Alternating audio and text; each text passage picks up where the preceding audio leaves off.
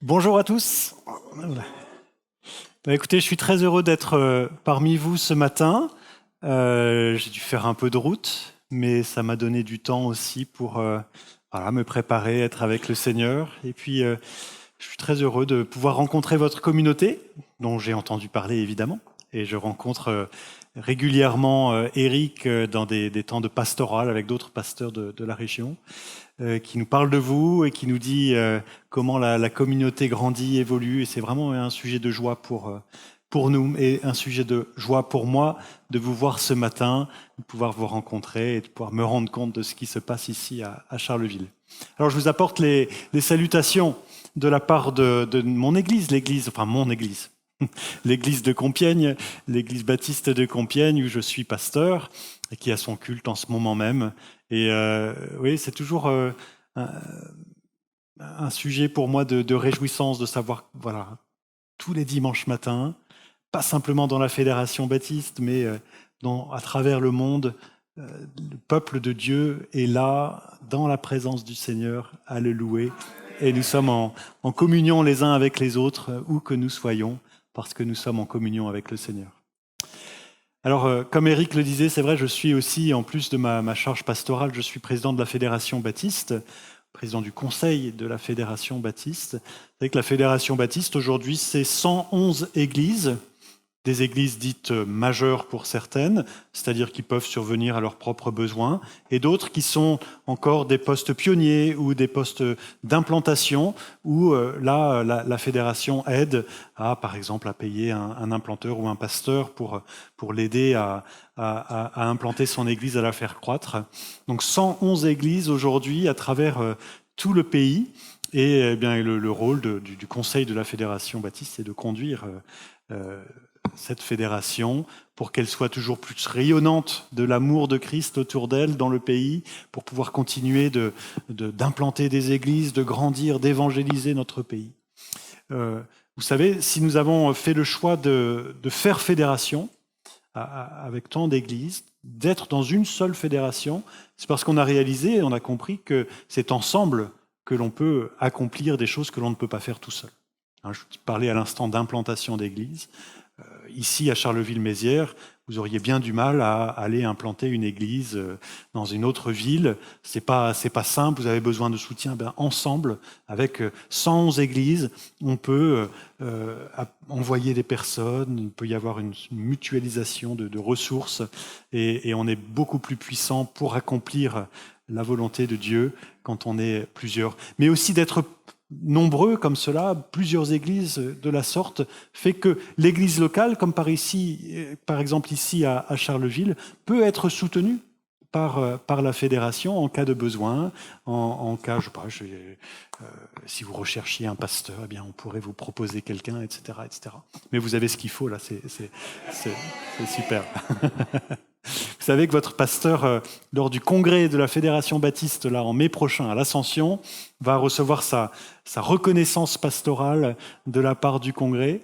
Voilà, ça fait quelques années qu'il a cheminé avec la Fédération baptiste, qu'il vous a soutenu, qu'il vous a fait grandir, etc.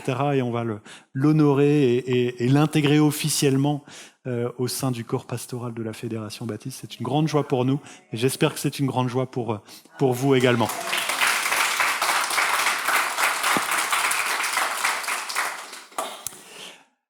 Alors, j'ai commencé à vous parler, exposer et méditer avec vous la parole de Dieu maintenant.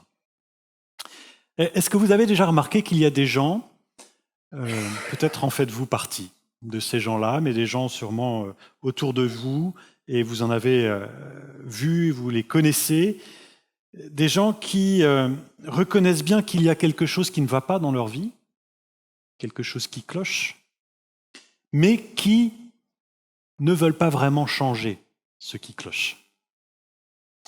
Vous avez déjà entendu, et peut-être vous le dites vous-même de temps en temps, des gens qui disent « c'est comme ça, je suis ainsi, on ne me changera pas ». Une petite phrase qui semble anodine, que l'on répète comme ça sans bien réfléchir, bien souvent, mais qui dit quand même qu'on n'a pas du tout l'intention de changer, qu'on n'a pas du tout l'intention de guérir. C'est comme ça, et puis tant pis. Et voilà. Ce matin, je viens annoncer un message qui te dit « tu peux changer ». C'est possible. Ce n'est pas une obligation, un absolu que tu réagisses sans cesse de la même manière. Ce n'est pas une obligation, ce n'est pas un absolu que tu réagisses avec colère quand quelqu'un t'énerve, par exemple. Ce n'est pas une obligation, un absolu que tu sois infidèle à ton épouse. Ce n'est pas un absolu que tu n'arrives pas à te maîtriser quand il y a une fête, etc., etc. Ce n'est pas un absolu que tu sois compulsif dans tes achats. Non. Ce n'est pas un absolu, ce n'est pas une obligation, d'autant que nous avons un médecin disponible pour nous aider quand justement nous avons des difficultés à guérir, quand justement nous sommes malades et n'arrivons pas à aller mieux. Alors la question se pose ce matin, qu'est-ce qui coince vraiment ? Qu'est-ce qui fait que nous avons tant de difficultés à changer ? Qu'est-ce qui fait que nous avons tant de difficultés à abandonner ce qui nous fait du mal pour marcher sur un chemin nouveau, un chemin de guérison, pour changer ? Aujourd'hui, à travers un texte de l'Évangile selon Jean, au chapitre 5, nous allons nous poser la question que Jésus pose lui-même à un homme qui était malade, qui avait de grandes difficultés dans sa vie. Cette question, c'est « veux-tu être guéri ?» Veux-tu vraiment guérir de ta maladie ? Le souhaites-tu ? Le désires-tu ? Veux-tu vraiment connaître la santé spirituelle ? Alors le texte de l'évangile de Jean, au chapitre 5, verset 1, apparaît maintenant et je vous invite à le lire avec moi. Après cela, il y eut une fête juive et Jésus monta à Jérusalem. Dans cette ville, il y a près de la porte des moutons une piscine avec 5 galeries à colonnes. On l'appelle en hébreu Betzata. Dans ces galeries, une foule de malades, d'aveugles, de boiteux, de paralysés étaient couchés. Il y avait là un homme malade depuis 38 ans. Quand Jésus le vit étendu à terre et apprit qu'il était dans cet état depuis longtemps déjà, il lui demanda « Veux-tu être guéri ?» Le malade lui répondit « Seigneur, je n'ai personne pour me plonger dans la piscine quand l'eau est agitée. Pendant que j'essaie d'y aller, un autre y descend à ma place. » Jésus lui dit « Lève-toi, prends ton brancard et marche. » Aussitôt, l'homme fut guéri. Il prit son brancard et se mit à marcher. Or, cela se passait le jour du sabbat, si bien que les autorités juives dirent à celui qui avait été guéri « C'est le sabbat, tu n'as pas le droit de porter ton brancard. » Il leur répondit « Celui qui m'a guéri m'a dit « Prends ton brancard et marche. » Ils l'interrogèrent « Qui est celui qui t'a dit « Prends ton brancard et marche » ?» Mais celui qui avait été guéri l'ignorait, car Jésus s'était retiré de la foule qui se trouvait à cet endroit. Plus tard, Jésus le rencontre dans le temple et lui dit « Te voilà guéri maintenant. Ne pêche plus, de peur qu'il ne t'arrive quelque chose de pire. » L'homme alla aux autorités juives dire que c'était Jésus qui l'avait guéri. C'est pour cette raison qu'ils persécutèrent Jésus, parce qu'il avait fait cela le jour du sabbat. Mais Jésus leur déclara « Mon Père est à l'œuvre continuellement et moi aussi je suis à l'œuvre. » À cause de cette parole, les autorités juives cherchaient encore plus à le faire mourir, non seulement parce qu'il n'avait pas respecté le sabbat, mais plus encore parce qu'il appelait Dieu son Père, se faisant ainsi l'égal de Dieu. Jusqu'ici, notre texte, jusqu'ici la lecture de la parole de Dieu. Je vous invite à prier quelques instants. Notre Dieu, notre Père, merci. Merci parce que, à travers cette parole qui a été écrite il y a si longtemps et qui reflète un événement qui s'est déroulé il y a plus de 2000 ans, à travers cette parole, tu nous parles encore aujourd'hui. À travers cette parole, tu viens à nouveau ce matin nous interpeller. Tu veux ce matin encore nous enseigner. Peut-être connaissons-nous ce texte depuis bien longtemps. Peut-être l'avons-nous lu à maintes reprises. Mais ce matin, tu as une parole nouvelle, une parole fraîche que tu veux nous annoncer. Seigneur, donne-nous ainsi, à ton écoute, des cœurs réceptifs, des cœurs qui sont prêts, disposés, bien labourés pour recevoir cette semence qu'est ta parole, pour qu'elle puisse germer en nous, porter du fruit, pour que nous puissions être transformés et être en bénédiction autour de nous. Oui, donne-nous des cœurs réceptifs, des oreilles pour t'entendre, des intelligences pour te comprendre. Combien nous avons besoin de toi, de ton esprit, ce matin, pour cela. Merci pour ta parole. Gloire te soit rendue. Amen. Alors, que se passe-t-il dans ce passage ? Vous vous souvenez, le cadre est posé dès les tout premiers versets. Nous nous trouvons sur les lieux d'une ancienne piscine. Je ne sais pas si vous voyez bien à l'écran cette piscine que l'on a retrouvée à Jérusalem. Des personnes étaient malades là. Elles venaient pour être guéries dans la piscine. L'eau de la piscine apparemment s'agitait de temps en temps, régulièrement, et il fallait alors, quand l'eau était agitée, vite descendre dans l'eau pour espérer être guéri. Alors, c'est un phénomène assez étrange dont on ne connaît pratiquement rien, on ne sait pas trop ce qu'il en était, on ne sait pas s'il y avait vraiment une réalité à ce phénomène, ou si c'était une simple superstition, bref, on n'en sait rien. C'est très étonnant. Mais ce que l'on sait, ce que l'on voit dans la parole, c'est qu'au milieu de la foule se trouvait là un malade, un paralysé, un infirme depuis 38 ans. Au milieu de cette foule de paralysés, de boiteux, d'aveugles, etc., qui espéraient être guéris grâce aux eaux de la piscine, se trouvait cet homme malade depuis 38 ans. 38 ans, imaginez un peu. 38 ans. C'est long. Alors, Jésus s'approche de lui et on ne sait pas pourquoi lui en particulier, quelque part. Mais Jésus va vers lui et lui pose une question qui peut paraître un petit peu bête. Veux-tu être guéri ? Bah oui, évidemment que je veux être guéri. Ça, c'est la réponse logique, c'est la réponse attendue, n'est-ce pas, quand on est malade depuis 38 ans et que quelqu'un te demande « Est-ce que tu veux être guéri ?» Oui. Bah oui. Sauf que, remarquez que cet homme, infirme depuis 38 ans, ne répond pas « Bah oui, je veux bien être guéri ». Non. Que fait-il ? Eh bien, il se plaint. Il se plaint.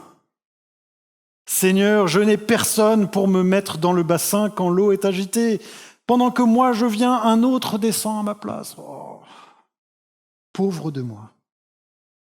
Vous voyez, je pense qu'il était tellement habitué à sa condition d'infirme, sa condition de malade. Je crois qu'il était tellement aigri à cause de cette situation qu'il ne pouvait même pas voir une petite lueur d'espoir là dans la question que Jésus lui posait. De toute façon, ça ne changera jamais. Ça fait 38 ans que je suis malade, tout le monde me passe devant, de toute façon, c'est foutu pour moi. Personne ne s'inquiète pour moi.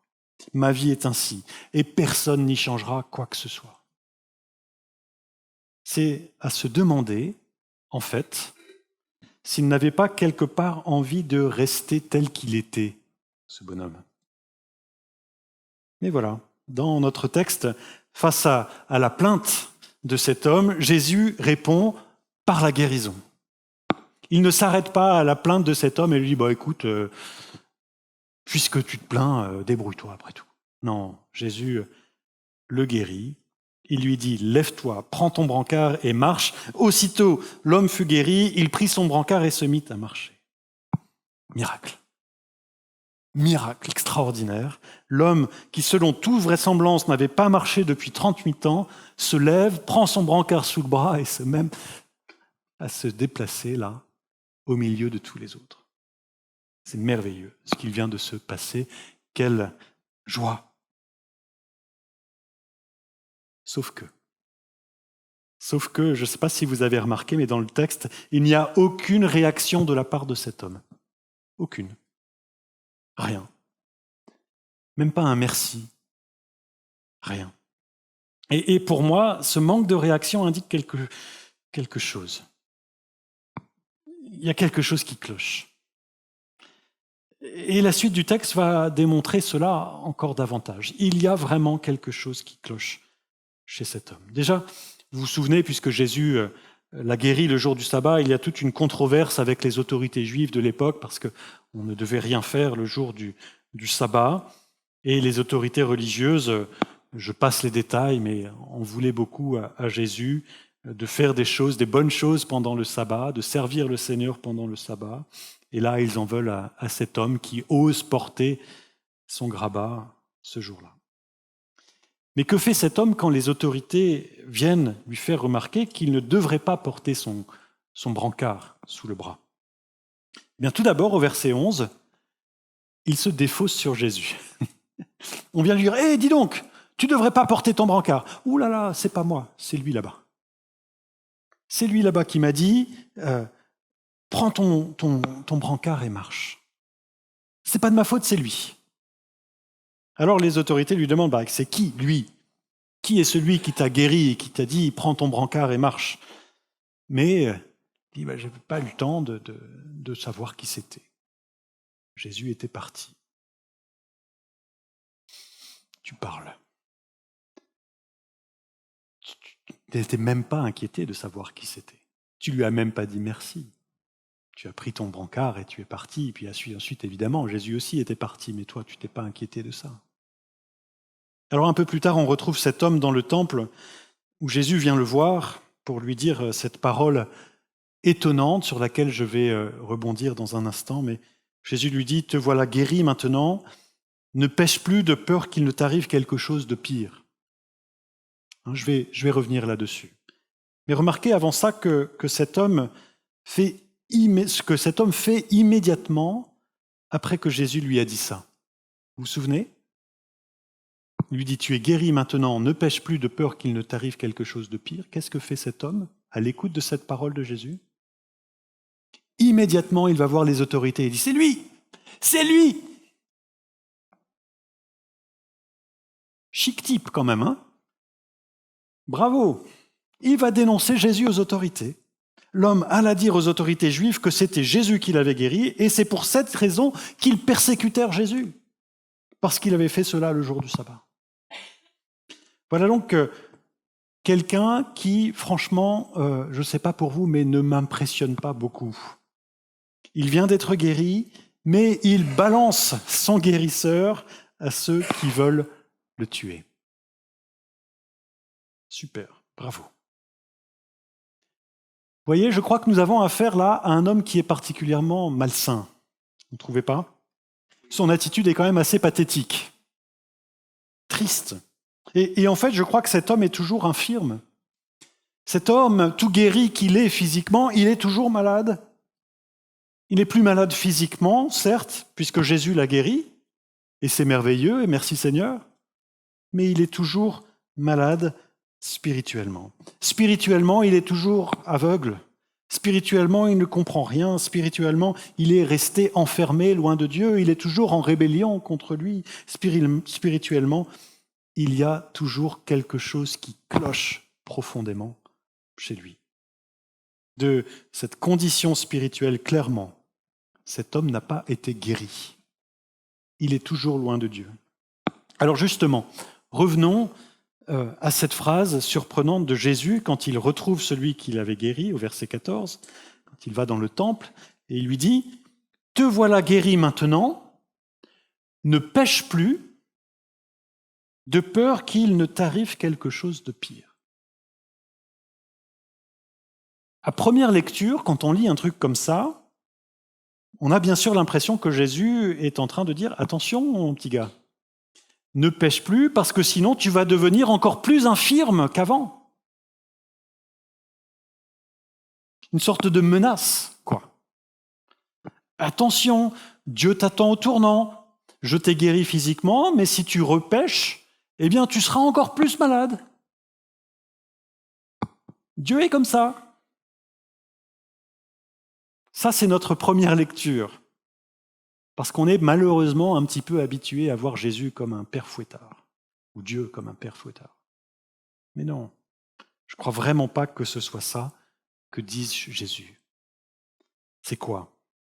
En fait, il faut se souvenir que le péché, c'est bien plus qu'un acte qui est moralement répréhensible, comme le fait de balancer son guérisseur, de le mettre en danger, ou comme le fait de ne pas être reconnaissant. Le péché, c'est bien plus qu'un acte moralement répréhensible. Non, le péché, c'est une maladie. Le péché, c'est une maladie, les amis, un état spirituel, malade, un état d'incrédulité, un état de rejet de Dieu. Le péché, avant d'être un acte que l'on commet, le péché, c'est une maladie spirituelle. Le péché, c'est être séparé de Dieu. C'est ça la grande maladie qui nous affecte tous. C'est ça la grande pandémie qui affecte tous les humains. C'est la séparation d'avec Dieu, c'est cet état de ténèbres, d'obscurité dans lequel on se trouve, où la vie spirituelle, la vie qui vient de Dieu, la vie éternelle, ne nous a pas encore touchés, n'est pas présente. Le péché, c'est un état spirituel de rébellion vis-à-vis de Dieu. Et, comme on l'a vu, je crois que cet homme était toujours clairement dans cet état d'éloignement, cet état de rébellion, cet état d'obscurité, cet état de péché. Il était malade du péché. Et donc, que lui dit Jésus? Eh bien, il ne lui fait pas une menace, non, mais il lui dit en vérité que s'il demeure dans cet état, quand bien même il a été guéri physiquement, eh bien son état ne va pas s'arranger. Si tu continues de pécher, combien même tu es guéri physiquement, ta maladie spirituelle va continuer. Et tu peux même t'attendre à quelque chose de bien pire qu'une maladie physique. Et oui, parce que s'il persiste dans son indifférence spirituelle, s'il persiste dans son péché, ce sera la séparation définitive, la séparation éternelle avec Dieu qu'il subira. Et ça, c'est largement bien pire que 38 ans d'infirmité, n'est-ce pas? Voilà ce que dit Jésus. Et inversement, d'ailleurs, ce que lui dit Jésus implicitement, c'est que la guérison physique de son infirmité, c'est vraiment peu de choses comparé à la restauration spirituelle qu'il pourrait expérimenter, que Jésus pourrait opérer dans sa vie si seulement il se tournait vers lui avec foi. Une restauration alors serait intégrale de tout son être, qu'il soit physique, moral, psychologique, social, spirituel. C'est ça la restauration que veut accomplir Jésus en lui. C'est ça la véritable guérison que Jésus aimerait opérer chez cet homme. C'était ça le sens de sa question. Veux-tu être guéri? Veux-tu être guéri? Veux-tu vraiment changer en profondeur? Pas simplement te voir marcher à nouveau, mais être spirituellement entièrement restauré. Guéri. Es-tu donc prêt à changer complètement de vie? Voilà, je crois, ce qu'était le sens de la question de Jésus au tout début. Veux-tu être guéri? Veux-tu être entièrement transformé, entièrement changé? Pas juste remarcher, mais transformé de l'intérieur, recevoir une vie nouvelle, être restauré totalement. En fait, je crois que Jésus a toujours ça en tête pour chacun de nous. Quand il s'adresse à nous, il veut notre bien intégral. Intégral. Ça ne l'intéresse pas de mettre un pansement sur une jambe de bois. Non, il nous aime trop pour ça. Le souci, c'est que ça, nous, on a quand même beaucoup de mal à l'entendre. Et on a beaucoup de mal à le comprendre. Le souci, c'est qu'on veut bien la guérison, évidemment. Si je suis malade, Seigneur, guéris-moi. Oui. Mais on veut aussi garder les rênes. On veut aussi garder le contrôle de nos vies. Et on ne voudrait pas quand même que Jésus soit trop intrusif dans nos vies, qu'il prenne trop de place. Je vous donne un exemple. Imaginez alors que vous êtes pauvre, sans le sou, en grand manque d'argent, peut-être à cause d'erreurs de votre part, à cause de mauvaise gestion de vos finances. Vous vous retrouvez sans le sou. Et vous voyez Jésus venir vers vous et vous dire « Veux-tu que je te sorte de la pauvreté ?» Que diriez-vous? Ah oui, s'il te plaît, je veux bien. Vous répondriez « Oui, bien sûr ». Mais souvenez-vous alors que Jésus n'a pas que ça en tête, que cette pauvreté matérielle en tête, quand il vous pose la question. Veux-tu que je te sorte de la pauvreté? Il a votre bien intégral, il a une restauration intégrale de votre être en tête. Et quand vous sortez de la pauvreté matérielle, ce qu'il veut surtout, c'est vous sortir de votre rapport malsain au bien matériel, votre rapport malsain à l'argent.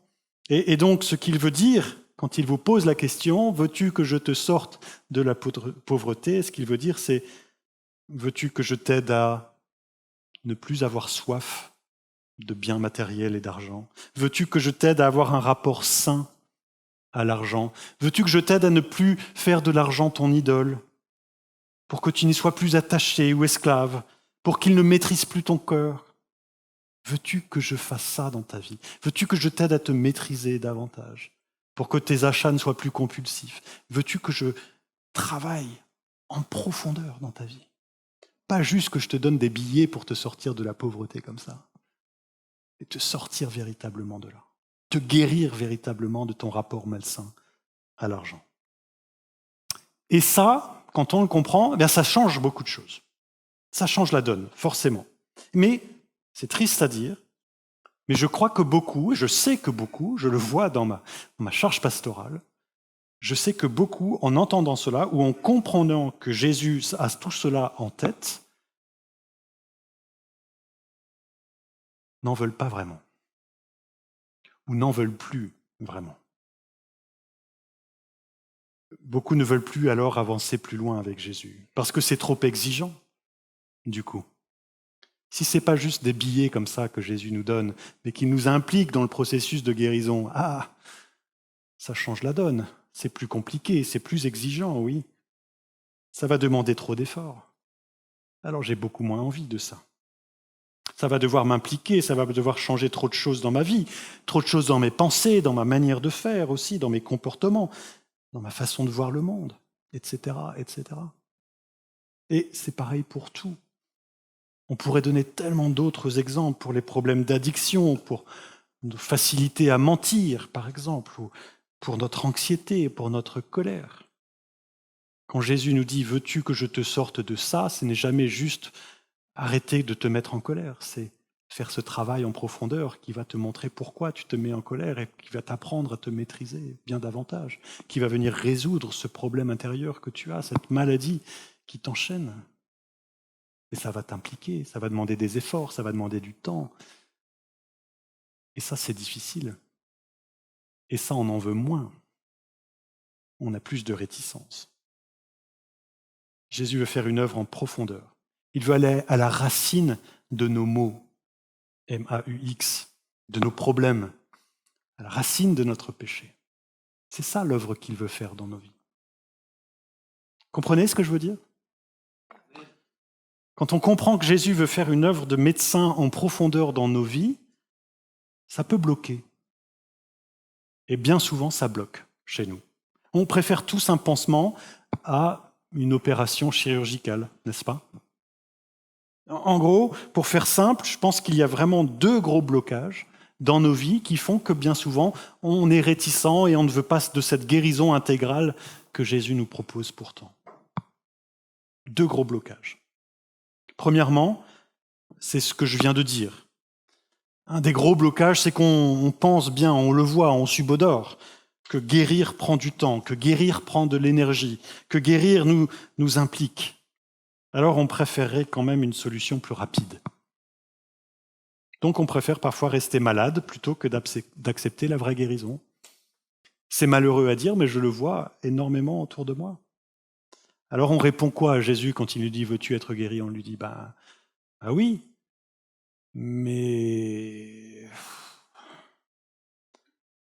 pas si ça m'implique trop quand même. Hein.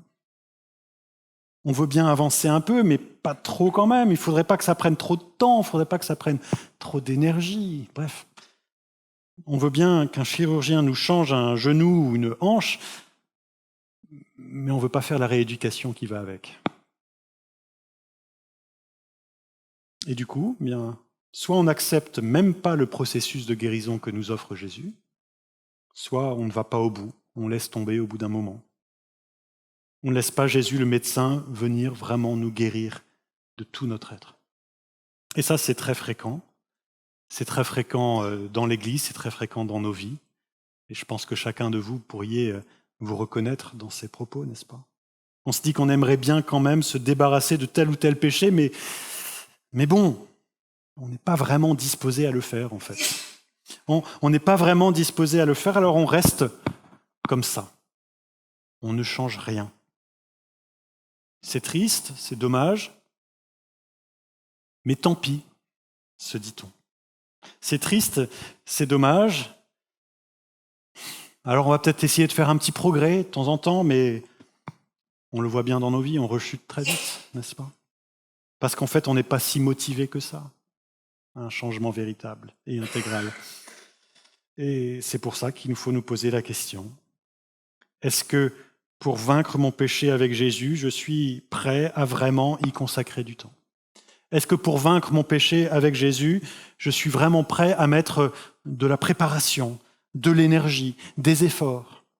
Est-ce que je suis vraiment prêt à aller avec lui au bout de ce processus de guérison? Est-ce que je veux vraiment être guéri? Ça, c'est le premier gros blocage. On sait que guérir prend du temps et de l'énergie, alors on préfère bien souvent une solution plus rapide. Et du coup, on ne va pas au bout. Et le deuxième gros blocage que l'on voit là, je dirais que pour beaucoup d'entre nous, la maladie semble tellement faire partie de notre identité qu'on ne peut même pas imaginer la vie sans elle.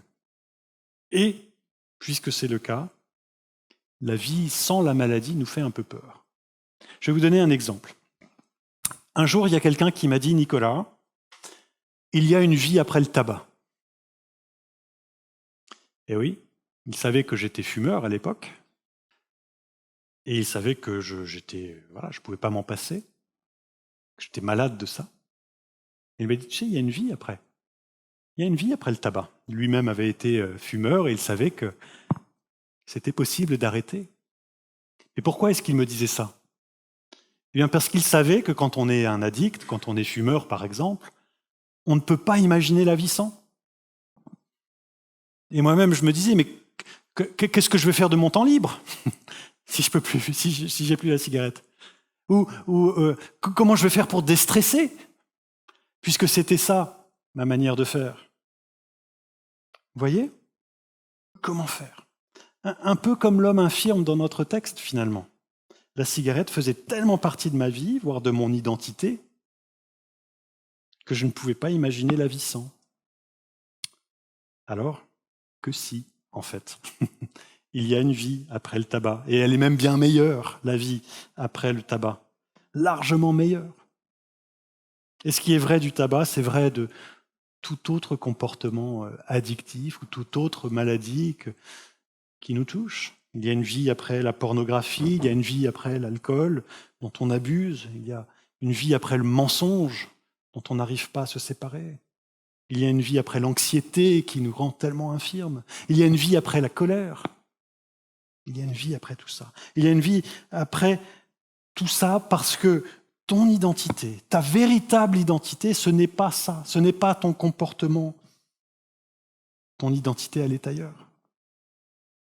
Et donc, si Jésus fait son œuvre de guérison en toi, en profondeur, tu abandonneras certes quelque chose auquel tu es attaché, qui semble te faire du bien, qui t'apporte du réconfort peut-être même, ou du plaisir. Mais si tu laisses Jésus faire cette œuvre en profondeur, alors, ta vie sera largement meilleure. Ton identité, en fait, ta vraie identité, elle est ailleurs. Et ça, pour ça, tu peux faire confiance à Jésus-Christ. Ton identité, elle n'est pas dans ta maladie, dans ton comportement addictif. dans cette passion qui te fait pécher. Non. Elle est ailleurs, elle est en Jésus, ton identité. Et quand Jésus veut te guérir, il va restaurer cette identité en toi. Hippocrate, vous connaissez le serment d'Hippocrate que les médecins doivent proclamer et signer. Hippocrate disait, ça va s'afficher je crois, oui, avant de guérir quelqu'un, demandez-lui s'il est prêt à abandonner les choses qui le rendent malade. Tout est dit quelque part. Ce n'est pas la parole de Dieu, mais c'est une vérité et c'est une parole de sagesse. Est-ce que tu es prêt à abandonner ce qui te fait du mal? Ou est-ce que tu veux juste une guérison de surface? Pas simplement, sache simplement que Jésus, il n'est pas dans le business de la surface, la guérison de surface. Il n'est pas dans le business du maquillage. Non, ça ne l'intéresse pas de t'embellir en surface. Jésus veut faire une œuvre bien plus profonde. Il ne veut pas mettre du vernis. Il ne veut pas juste retirer quelques imperfections qui sont visibles. Non, Jésus, il veut s'attaquer à ce qu'il y a derrière le maquillage, derrière le vernis. Il veut aller bien plus en profondeur. Et bien souvent, je crois qu'on préférerait quand même que Jésus ne fasse que nous maquiller. N'est-ce pas? Comme ça, on se dirait, au moins les gens y voient pas. Et parfois, ce maquillage, c'est nous-mêmes qui le mettons. On arrive le dimanche à l'église et puis, ouais, tout va bien, regardez. J'ai mis mon maquillage, j'ai mis mon beau sourire, alors que derrière, il y a de la souffrance, il y a du péché, il y a de l'hypocrisie. Veux-tu être guéri? Veux-tu que Jésus fasse cette œuvre en toi, en profondeur, pas juste en surface?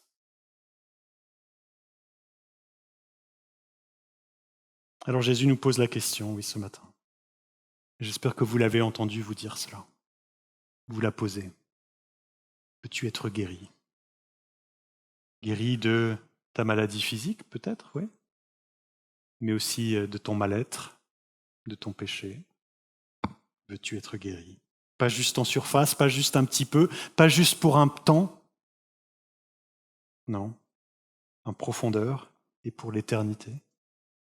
Veux-tu être guéri de tes maladies spirituelles, de ce qui t'empêche d'avancer, de faire ce pas de plus avec le Seigneur? Veux-tu goûter vraiment à la vie que Dieu veut t'offrir? Jésus dit en Jean 10, verset 10, « Moi je suis venu pour donner la vie, pour qu'ils aient la vie et qu'ils l'aient en abondance. » C'est pas encore une fois une petite vie de surface. C'est pas passer un bon moment de temps en temps avec lui lors d'un culte le dimanche. C'est une vie en abondance, tout le temps. Une vie glorieuse, une vie joyeuse, même dans les épreuves, même dans la persécution, même dans la maladie. Une vie avec le Seigneur, où il fait cette œuvre en profondeur de restauration de notre être, de notre faire, pour sa gloire. Alors, est-ce que tu veux vraiment être guéri? Oui. Guéri de ta gloutonnerie, de ta colère, de ta médisance, de ton avarice, etc., etc. Est-ce que tu es prêt à faire ce pas avec Jésus, à y mettre de l'énergie, toi aussi, l'énergie nécessaire pour le laisser faire cette œuvre en toi? Dans la confiance, veux-tu être guéri? Je vais vous inviter à la fin de cette prédication à prendre simplement un court temps de prière, de méditation silencieuse. Chacun avec le Seigneur. Chacun pourra alors se poser la question en vérité devant Jésus. Est-ce que je veux être guéri vraiment? Est-ce que je suis prêt à y aller? Mais avant ça, juste une chose. Ce que Jésus a accompli à la croix, c'est exactement ça. Ça, c'est ce qu'il a accompli. Jésus a accompli notre guérison. Elle est accomplie, notre guérison. Elle est acquise. Et si nous plaçons notre foi en lui, si nous voulons être guéris de toutes nos maladies spirituelles, si nous choisissons de marcher avec Jésus et si nous décidons d'accepter cette offre de guérison qu'il veut faire dans nos vies, alors il le fera. Rien ne l'empêchera. Parce que la guérison, il l'a acquise à la croix. Et il nous guérira. Oui. Ce qu'il a accompli, ce qu'il a acquis, il nous le donnera. En son temps, bien sûr. Et parfois, ça peut prendre du temps.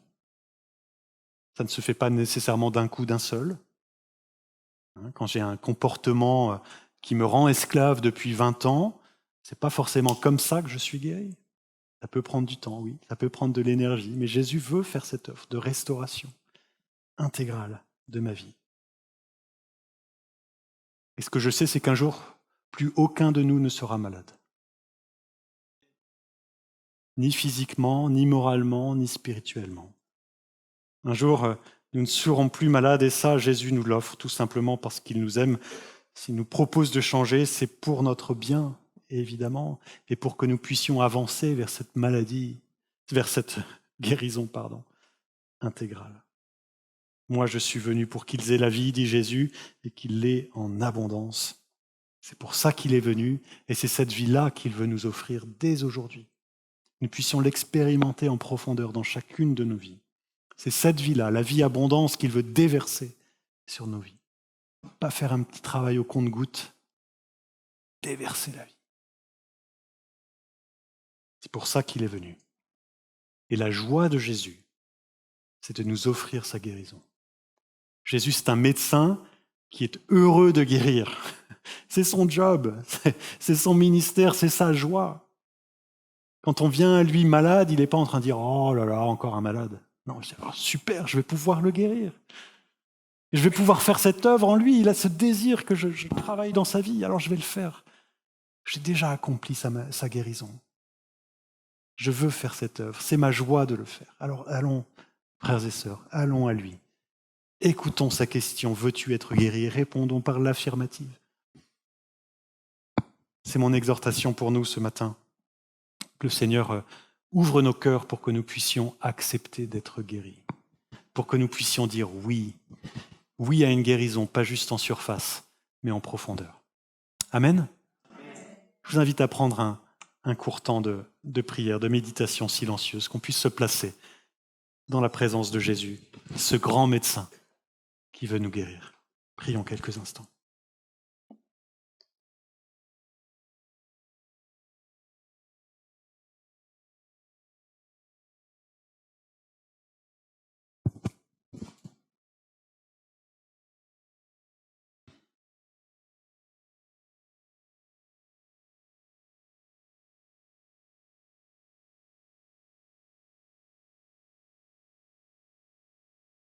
Seigneur Jésus, je te remets mes frères et sœurs ce matin, je te remets chacune de nos vies en fait. Tu sais que nous sommes tous malades, à divers degrés certainement, et nous sommes atteints de différentes maladies spirituelles, mais en profondeur, c'est le péché qui nous affecte tous, qui n'est pas encore éradiqué de nos vies. Et toi, tu es venu pour nous guérir. Et toi, tu as accompli notre guérison à la croix, et toi, tu veux faire cette œuvre de médecin qui va à la racine du mal dans chacune de nos vies et qui veut arracher toutes ces mauvaises herbes pour qu'elles ne reviennent plus. Seigneur, tu sais nos réticences, tu sais nos blocages, tu sais nos peurs du temps que ça pourrait prendre, la peur aussi des pertes que nous allons expérimenter. Mais donne-nous ce regard de foi qui nous dit que ce que nous avons à gagner, si nous te laissons œuvrer dans nos vies, est bien meilleur que tout ce que nous perdons. Bien plus grand, bien plus glorieux. Et je prie pour chacun de nous, et je prie pour mes frères et sœurs ce matin, que tu leur donnes cette foi en toi, cette confiance en toi, le grand médecin. Veux-tu être guéri ? Tu nous poses cette question à chacun. Ma prière, c'est que chacun de nous, nous puissions répondre par un oui, par l'affirmatif fort, affirmatif de la foi. Oui, Seigneur, je désire que tu fasses cette œuvre dans ma vie. retire mes blocages, enlève-les, jette-les à la mer. Ouvre les écluses de ta guérison dans ma vie. Seigneur, fais une grande œuvre dans la vie de cette communauté, dans la vie de mes frères et sœurs. Bénis-les richement. Guéris-les intégralement pour la gloire de ton nom. Amen.